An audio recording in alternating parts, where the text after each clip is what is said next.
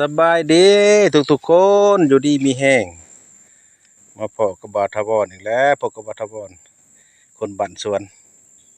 สิมาแนะนำให้ฮู้จักหากญาติพื้นเมืองลาวเฮาตั้งแต่ดั้งแต่เดิมพี่น้องนี่เด้ต้นคะนิ่งพี่น้องผู้บางคนก็สิเอิ้นลุ่มพุกแดงทางแต่ละท้องถิ่นนะท้องถิ่นบาทาวรก็เอิ้นช่องชื่อต้นคะนิ่งแน่ลุ่มพุกแดงแน่เดี๋ยวเพิ่นสิเป็นน้ำไม่สิได้เป็นต้นไม่สิได้พี่น้องก็สิว่าคะนิ่งนะหาเอามือคิกๆไว้นี่เด้อพี่น้องเด้อสิติ่งเบิดแล้วได้ ถ้าแก่บูฮานเพิ่นเว้าคะนิ่งฮะเฮาสิคิดน้อยหนึ่งนี่คิดนิดหนึงสิติ่งเบิดแล้วได้ต้น ตามเฒ่าแก่บูฮานเพิ่นเว้าเนาะต้นคะนิ่งเอามือคิดต้นเพิ่นสิติ่งฮอดยอดฮอดใบฮอดงาพุ่นได้เด้อพี่น้องมาเว้าอันสรรพคุณคุณประโยชน์ซะเนาะพี่น้อง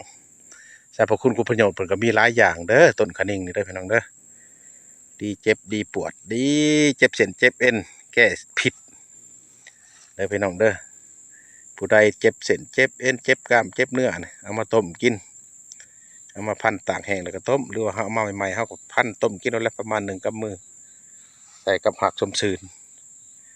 เด้อพี่น้องเด้อกับเครืออันขีมินเครือใส่กันสิดีปวดดีเจ็บได้3 ชนิดอันนั้นแหละแนวละกำมือต้มใส่กัน3 ชนิดเด้อพี่น้องเด้อผู้ใดที่เป็นพีเป็นอันนั้นทางในเป็นบาดเป็นพีทางในเนาะซ้ำเนา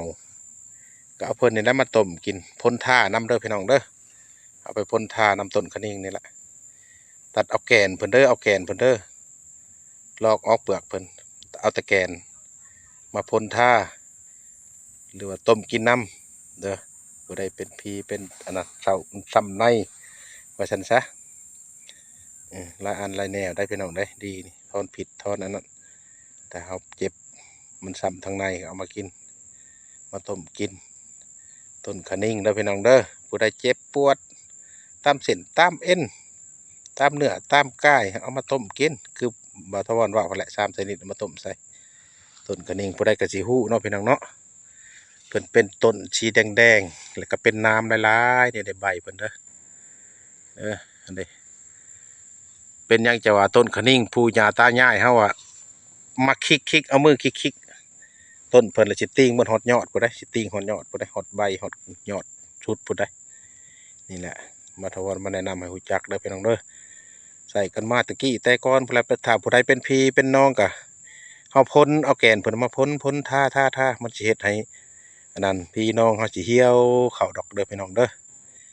เอาแนะนั้นได้บาทวนมาแนะนำให้รู้จักผู้ใดเคยใช้เคยน่ะก็คอมเมนต์มาบอกบาทวนเติมเด้อพี่น้องเด้อเอาบุญเอาคุณนำกันได้ให้อยู่ดีมีแฮงเด้อพี่น้องเด้ออย่าเจ็บอย่าจนร่ำรวยกันสาธุ